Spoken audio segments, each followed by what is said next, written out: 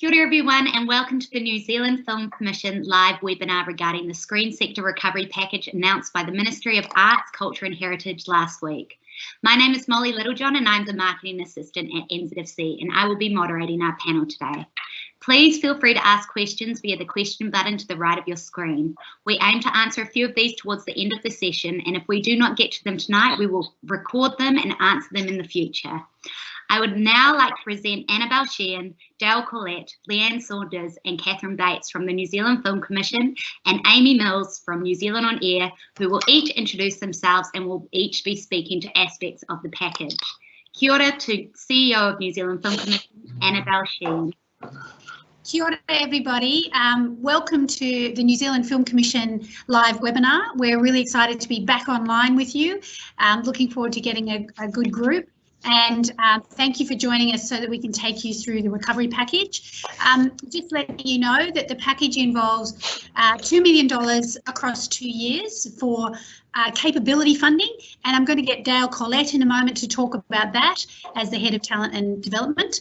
Then there is the $13.4 million recovery package, which is for projects such as features and shorts that were underway or planned pre-COVID or in this time of COVID, and they'll be able to apply for additional costs associated with the impact of the pandemic. You'll also see the $50 million Premium Drama Fund, which is a fund over 2 years. And we're doing that fund, we're partnering with NZ On Air, so it's NZ On Air and NZFC together managing that fund, and that's why we're so delighted to have Amy Mills from NZ On Air with us tonight so that we can both talk about what that fund looks like. A lot of figures have been put around in the media recently, so we thought we'd add for explanation that there includes in the funds discussed is the top-up funds that go into the New Zealand Screen Production Grant. So $60 million into the local screen production grant as a top-up based on estimates of productions expected in the coming year for the NZSPG rebate, and $115 million top-up into the international NZSPG. So that's what those figures refer to, and it's part of the normal process of ensuring the screen production grant is operational. So we're really pleased about the recovery package, very appreciative of our Minister and the Ministry and the Government for hearing the industry and hearing the impact of COVID on our sector and how significant it's been and how we really want to get back to work and stimulate the economy. Another couple of issues to cover would be that Catherine Bates will talk a little bit as Head of Incentives about some upcoming changes to the Screen Production Grant. She'll give an update on that. Plus the risk underwrite. We're still in the process of that, but we believe we'll be aware of how the government might be able to support an insurance indemnity or risk underwrite in the coming days, and that's an important part for some of the major large budget productions that they do need that risk underwrite. So yeah, it's really great to have both the recovery package and the screen production grant top-ups as usual. And we're really excited to tell you more about it. There's going to be lots of facts and figures in tonight's presentation, but be assured that we'll be putting information up online. We've only just had the announcement of the package, so we're beginning our work with the Ministry of Culture and Heritage on finalising the guidelines and the implementation process. So anything that we say tonight will ultimately be published as guidelines for you. So you're not going to miss out on a deadline. This is hot off the presses. Our discussion of what we expect to be, how we expect to be delivering on the recovery package. So I'll hand over to Dale Corlett, Head of Talent, to talk about the capability funding. Thank you, Dale. Kia ora, Annabelle. Tēnā koutou katoa, he mihi nui, he mihi mahana kia koutou katoa. Ko Ngāti Kahungunu ki Wairarapa te iwi, ko Ngāti Pākehā te iwi, ko Dale Corlett tōku wingoa. Kia ora, hui hui mai tātou.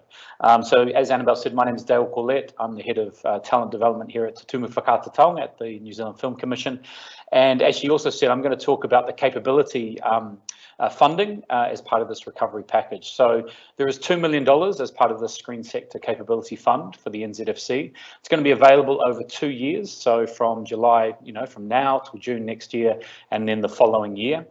And like all of the funding in this package, it is really there to stimulate the recovery of the sector after COVID-19, of course. We're working very closely with our peak bodies, our guilds and industry organisations, our other agencies like NZ On Air, Amy and her colleagues, on the scope, the full scope and the breadth and depth of this support and what it's going to look like, so it can make the most positive impact we can make for the widest amount of talent across the sector. So although we still have some finer details to finalise and to get approved by MCH, along with the reporting requirements, what we can say tonight is that this capability funding will operate or be available across kind of 4 key areas of work. So the first one is the vital work that the screen sector, the pan screen sector guilds and industry organisations undertake. So some of the funds might go. Sorry, we seem to be having technical difficulty there with Dale. We will just go to Leanne there. Leanne, are you able to step in here and talk about the production recovery while Dale just comes back into this? Kia ora, Molly. Kia ora koutou industry. Ko Leanne Saunders aho. My name is Leanne Saunders and I head up the development and production team at Te Tumu Whakaata Tonga or New Zealand Film Commission. So we know that the screen sector has been greatly affected by the pandemic across the board. Many producers had projects in production or planning to go into production at the time of lockdown. So it is really gratifying to know that the government has come in and supported us with this package. At the time following the lockdown, we identified 47 feature films or series drama projects, plus 27 short films that were directly affected by the Civil Authority Directive, which suspended or shut down production, and also disrupted plans for the intended delivery through to release. Just to kind of get an idea of the magnitude of this, that these projects represented investment of over 200 million. So now this fund is there to ensure that that investment is going to be fully realised. So what is it? The Screen Production Recovery Fund, as Annabelle said, is $13.4 million, and it's available to productions that require additional funding to cover expenses resulting from that interruption to production caused by COVID-19. It will assist the productions return to their respective stage of production now that the restrictions have been lifted. It's also available to productions that have received an offer of New Zealand funding or a NZFC or New Zealand Screen Production Grant, New Zealand provisional certificate to assist with the anticipated costs as a result of COVID-19. We're still working through the settings, as Dale mentioned, with the ministry as to what can be included. However, the fund in total is intended to cover the general costs that's related to COVID. Our first priority is for those that are contracted and committed productions. And in the case of contracted productions, obviously, you know, those costs are likely to include direct impacts as at the time of shutdown, including things like close down costs, cost around restarting, travel and accommodation, obviously with the border costs, et cetera, for cast to come in. In case of things like the committed and planned productions, these projects may have additional costs as a result of COVID-19 that impact on their anticipated activity. So as mentioned, we're still working through our guidelines and we will do consultation with producers who have been affected. We'll also talk with the Producers Guild to do further consultation. This is a priority for us, so we are very acutely aware that that these funds need to get out so that productions can get up again as soon as possible. Clearly, it won't cover any funding that's already been allocated through insurance packages, which a lot of these productions have, or other funding that has been accessed through either New Zealand On Air or other government support, such as wage subsidies, etc. So And if funds are not used, we're also required to have them repaid. In order to talk more about the Spec side of things, I'd like to hand over to Catherine Bates to further comment on those projects which may be eligible. Thanks, Leanne, and kia ora tātou. As Leanne said, I'm Catherine Bates. I'm the Head of Incentives at the New Zealand Film Commission. So I'm really pleased to announce and also just to reiterate that the screen production projects that were affected by COVID-19 are also eligible to apply for the Screen Production Recovery Fund, as Leanne has just outlined. And this will cover expenses resulting from the interruption caused by COVID-19. When New Zealand entered level 1 lockdown, we identified 34 New Zealand Screen Production Grant New Zealand projects in production, and they were in production based on the fact that they were eligible to apply for the New Zealand Screen Production Grant, a final grant. For some of these productions, COVID-19 has meant that it's impractical or in some cases impossible to meet all of the eligibility criteria. We've been working with NCH over the last few weeks on a number of time-limited provisions to the eligibility criteria to assist these productions to comply with the criteria. Work is now almost complete on this, and in the coming days we'll be looking to provide a lot more detail on our website. But tonight what I want to do is just share an overview of what some of these provisions may include. These provisions will recognise that domestic productions have been disrupted by COVID-19 in a way that significantly affects their relationship with the Screen Production Grant. These provisions are likely to include or enable the New Zealand Screen Production Panel to have discretion around areas such as application deadlines, expenditure thresholds, providing some flexibility around market attachment and non-government funding, and also some flexibility around distribution. We're also looking to have the possibility for some productions to submit interim applications prior to the completion of the project. Eligible productions are likely to fall into two categories.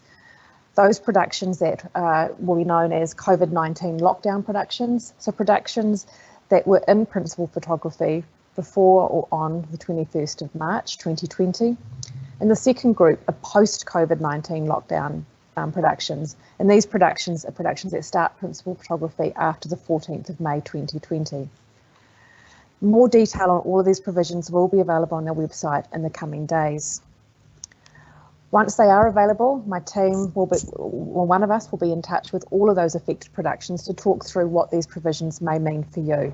But as always, if you have any questions around the Screen Production Grant, these provisions, or how they may affect your productions, please get in contact with me or one of my team. So for now, I'll just hand back to Annabelle, our CEO. Okay, hi everybody. We haven't got Dale back up with us yet, so I'm going to take over telling about the Capability Recovery Fund. As Dale mentioned, we're expecting that we will be able to implement the fund across 4 main areas. The first key area where funding will be available will be through the peak sector organisations and guilds, where we would support that work that they do and be able to give them some additional funding for training, etc., and for overheads. I'm going to hand back to Dale because I think we've got him alive, haven't we, Dale? And so I will hand back to Dale, who will continue talking about the ways in which the capability money, the $2 million across 2 years, is going to operate. Off you go, Dale. Kia ora, Annabelle. Yes, welcome back, everyone. Welcome back to the boardroom. Don't know what happened there. So, as I was saying, to an empty room. So there are 4 key areas, as Annabelle just said. The first one is the peak organisations, those guilds and industry organisations that we're working with. So this might be twofold. It will be to support direct COVID-related activity that has impacted their organisations. It could be loss of membership, income, other programs that had to be halted. And then there will also be funding available to enable them to better support their members in the ways that they see fit to deliver new programs or enhance existing programs. The second area, we think. And we seem to have lost him again. Annabelle, do you want to take over from here? We might not be able to give him another chance, unfortunately. The second thing is to look at creating new content. So we'll look at some funds that would be to stimulate further content in the short section and in the new and emerging filmmakers section, to be sure that we can really take advantage of the massive appetite for content worldwide, and to really give new talent an opportunity under the circumstances of COVID, and given how much harder it is to make low budget and short material, and the short material of any budget. So we really want to offer some additional funds for content creation. We're also going to supercharge the on-the-job development program. We will enhance and expand the internships, mentorships and professional placements to help support more emerging and mid-career talent to progress. So that's the third thing. And the fourth thing is supporting new skills and industry development programs. So we'll be looking at innovative ways to support what you might call the post-COVID world. How can we provide additional skills to really supercharge New Zealand filmmakers and content creators to take the opportunity to look at how the world is operating post-COVID, and really activate their careers and career paths and their projects. So it'll be a number of ways that we do it, as we said: guilds and associations, extra content, more on the job, and new skills and training programs. So those are the ways that the capability funds will be used. Okay, sorry. So the next thing I wanted to cover is that we'll go back to the $50 million premium drama fund.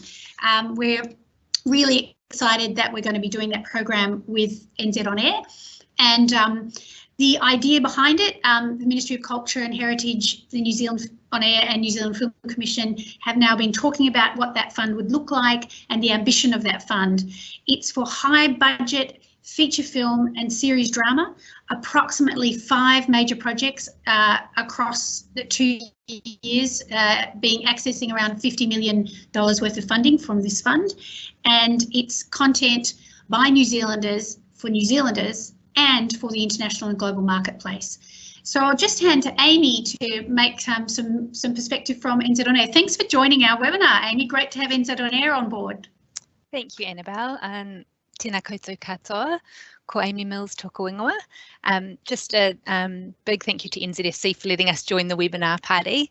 Felt like it would be really helpful because it's quite a unique partnership in this space. So it was really great to be able to come and join and hopefully sort of respond to some of the questions you might have together. I think I'd just add that one of the things that this sort of sits in the context of some wider partnership pieces that we've been doing with the sector in the scripted space and with NZFC in particular. So things like the Telefeature Initiative for Asian and Pacific filmmakers. There's a very recent anthology development series project that we've been doing with TVNZ and NZFC. And then what's quite contextual to this one is the Raupapa Whakaari scheme, which was a global drama series development fund. So it feels like we've got an amazing opportunity now in the kind of production funding space to partner together. And I think as Annabelle said, we are in very early days in terms of trying to just ensure that we've got all the guidelines discussed and in place with the ministry, but it felt like a really good opportunity, given that the funding's been announced, that we might be able to have an early discussion with the sector to get some feedback from you, but we will go through a proper consultation process through all of that. So I might just hand back to you now, Annabelle, if you want to add any further detail, and then I'm around to be able to answer questions at the end together if we need as well.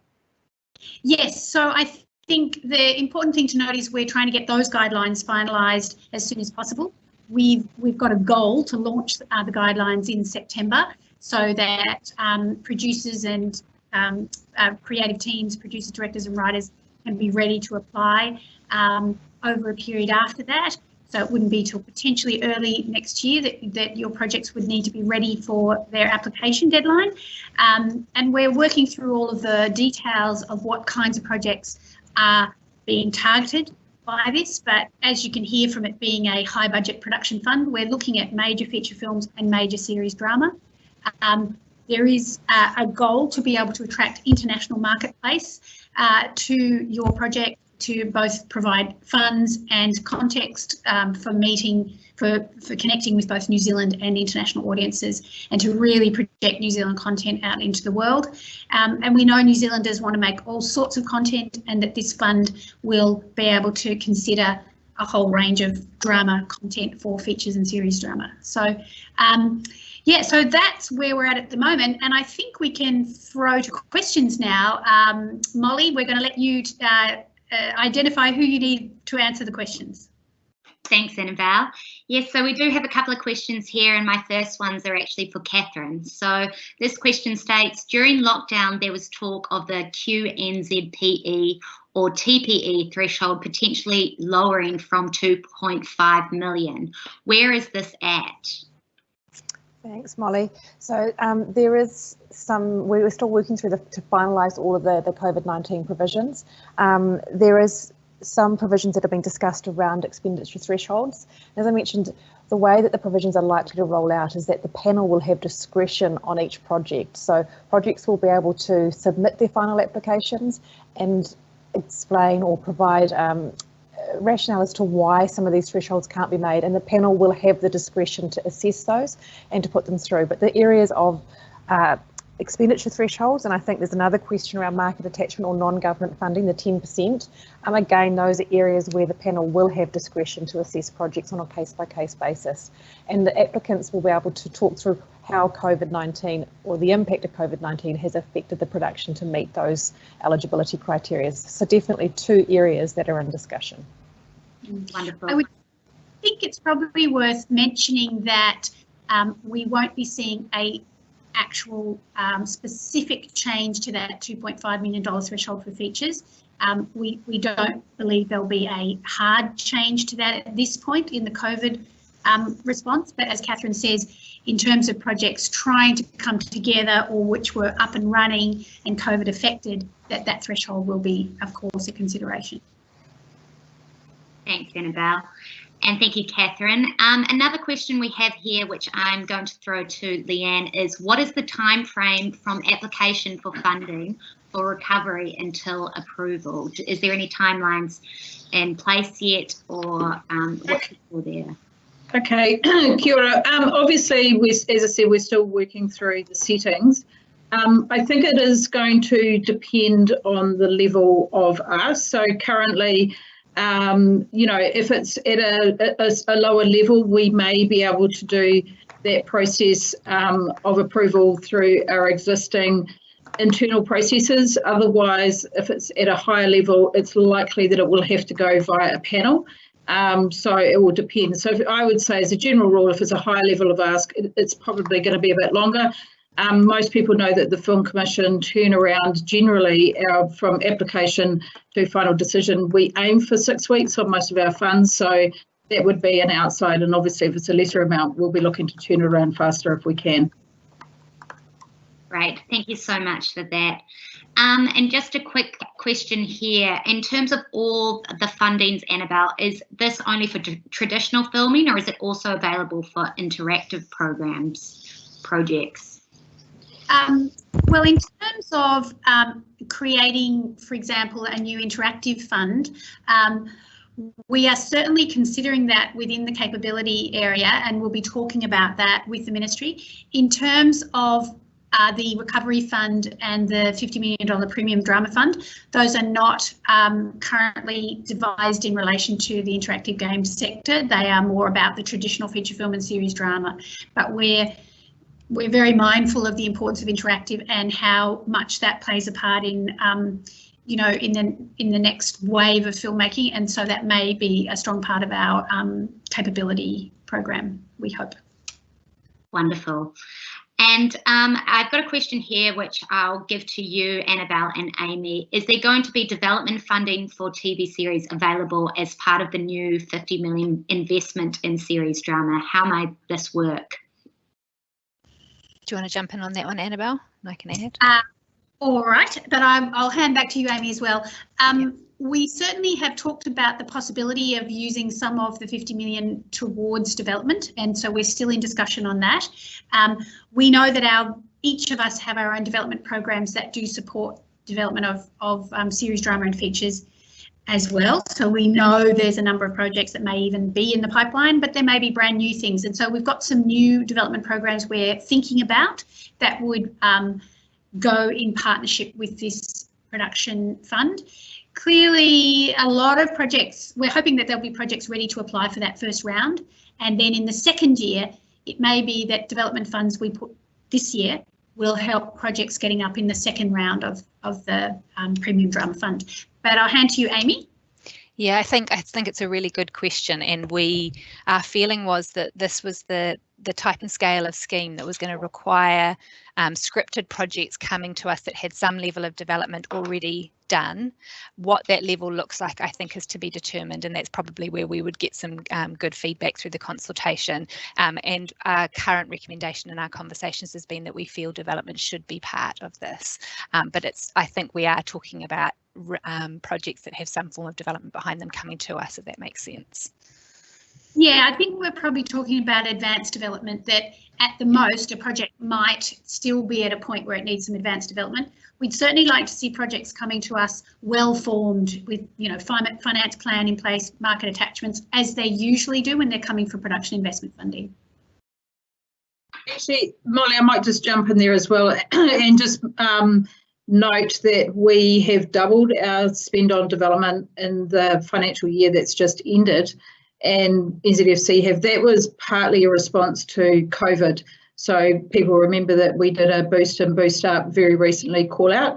So we've ended up, so we redeployed some of our existing resources. So development has been a hugely important part of where we're putting our resources, given that production is slowed down. So, and we continue to see that as a priority area. Great, thank you, Leanne. Now, in terms of new and emerging filmmakers this year, what is kind of the plans there? I know we kind of touched on it briefly with the 2 million, but is there any specifics at the moment, or is this still drawing board? Well, new and emerging programs are a pretty strong feature of the talent department budget every year, including Fresh Shorts and Catalyst. And as I mentioned, in the $2 million recovery fund, we're also going to be looking at new and emerging filmmakers, both in terms of internships and placements and mentorships, but also in terms of new content funds. So it's really a very important part of what the Film Commission commits to every year, is to ensure that we're connecting with, supporting the next wave of New Zealand filmmakers. Thanks, Annabelle. Now I have a question here for Catherine. So one moment, please, caller. How quickly will the interim Spec applications be able to be processed? And at present, can final applications be any faster, given all currently behind schedule? So our current deadlines for a provisional application is 6 to 8 weeks, and in most over the lockdown period, we were running meetings every 2 to 3 weeks. So we are definitely keeping to those. And final, it is still tracking around the 3 month period.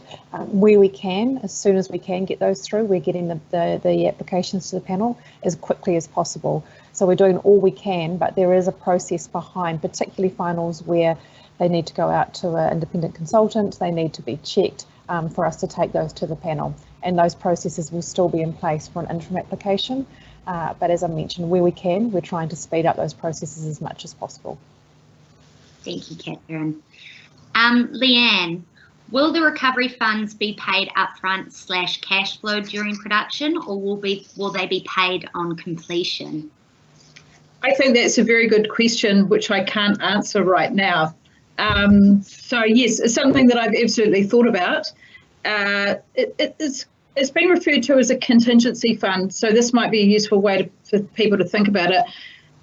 In discussing this with producers, we're advising them that they clearly start to itemise the COVID-19 additional costs as additional lines in their budget, or create a contingency line in their budget where they have those itemised on a separate sheet. So I think it also depends. If you've already gone through the event and you have existing costs, then those potentially could be paid out straight up. If you're in the stage where you're saying, as we're going into production, we're anticipating these extra costs, as a pure contingency, they may be paid out in a tranche basis. So I think it will depend on situation. Thank you, Leanne. Now, Amy and Annabelle, there's been a few questions here in terms of, would family drama be considered premium drama, or for the premium drama fund, would you consider high-end comedy? How are you defining drama? So the current language definition that we've got, but we are still working through this with MCH, is live action screen productions, including dramas, comedies and anthology series. So by virtue of that, you would say family dramas can fit within that. I think once we get closer to launching the guideline stage, we can be really clear with the sector about anything that's excluded from the process, so that people aren't spending time with things that aren't going to fit through with the eligibility criteria. Thanks, Amy. Just one second here. So a lot of people are consistently asking about timelines, and I think the overarching thing here is that while we go through things with MCH, it is still yet to come.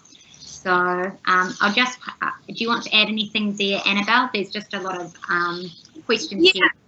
I think in terms of timeline, we're really hopeful that the guidelines for the recovery package would be up and running, approximately 6 weeks, 8 weeks from now, and then it will be a rolling fund.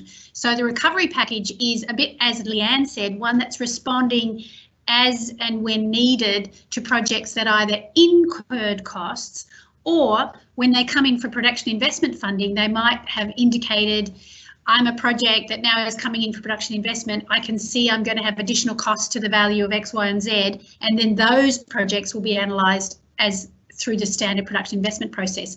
But the actual guidelines we hope to get up within 6 to 8 weeks for the recovery package. In relation to the drama fund, we're very hopeful that after discussions, then consultations, that we'll have something ready to launch in September, and just be remembering that that's a small number of large budget productions in the first year and the second year, 50 million across 2 years, and that there will be ample time once the project, once the guidelines are launched, for projects to come together and be ready for deadline. We won't have short-term runs on those deadlines. However, we do want to see some production stimulated in this financial year, so we're very mindful of time in case there's some projects that may be able to get underway in the second half of this financial year. So that's that one. And in relation to Dale's projects, I think he will do them as he normally does across the year. The talent department offers mentorships and placements. They offer short film funding, and they'll be working with the guilds and associations on the best way to support them through this time with this recovery package. Can I just add, in terms of the 50 million premium drama fund, just with those timings again? So I think what we're intending to do is next month will be consultation, and we'll ensure that we can get the guidelines finalised. So that'll be in that kind of August space. And then I think following that, as Annabelle said, September will probably be when the guidelines were published, but I don't imagine we'll be open for applications until possibly around November. And we are still working through those timings. And then, as Annabelle mentioned, we'd be talking about early in the new year. It might be around the February time when we'd hope to receive the applications in, when there'd be a deadline. So that's roughly what we're working to at the moment, but just bear with us because there might be some wiggle room in those spaces. And we just want to ensure that we're getting that consultation period nailed as well, and that that's done right. And so, as Annabelle mentioned as well, and it probably goes back to that earlier question about development funding, I think we're all quite clear that speed to market will be one of the considerations in terms of assessment, as well as those projects that are going to be of a scale that are going to take a longer time to get up. So that's the dance that we're working through at the moment.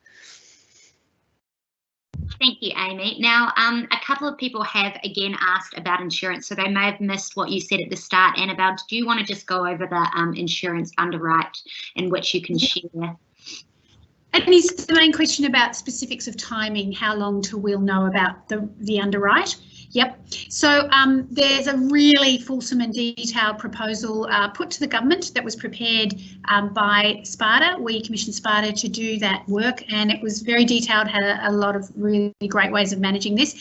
It is a really busy time for government, so they've been reviewing that, and we're of the understanding that we may be able to know their position on the underwrite in around about 10 days time, we're hopeful, or 10 days to 2 weeks.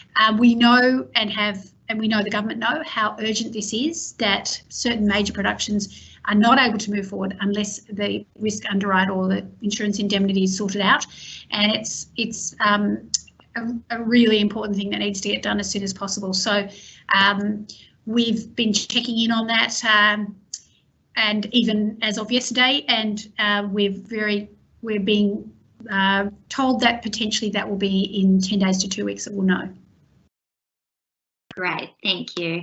Hey, listen, I think this is all the time we actually might have. So thank you so much for everyone who has asked questions. We will record these and hope to answer these at another webinar or in writing. But yes, first of all, I just want to thank you so much to all our panelists, Catherine, Amy, Leanne, Annabelle, Dale for the short time he was here as well. And Annabelle, if there's anything you would like to finish up with. Well, just wanted to comment that, you know, really looking forward to continuing with the webinars, and it was it's been a really tough time for everybody during lockdown, and the fact that we're now out the other side of it and New Zealand is able to get underway is just such a really great tribute to New Zealand commitment, and I'm really pleased to see production getting up and running. So that's been fantastic. I also want to say that we're really pleased to be working with NZ On Air, and I want to thank you, Amy, for coming at short notice.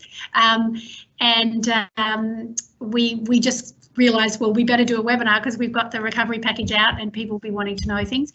But once again, as I said at the beginning, we will be publishing guidelines. You don't need to memorise what we've said. We just wanted to get together with you online and talk about how we're seeing the recovery package at the moment, and to get a sense that we're working hard to get those guidelines out, and that the money will be operating in the screen economy as soon as possible. So thank you all. Kia ora, and see you at the next webinar.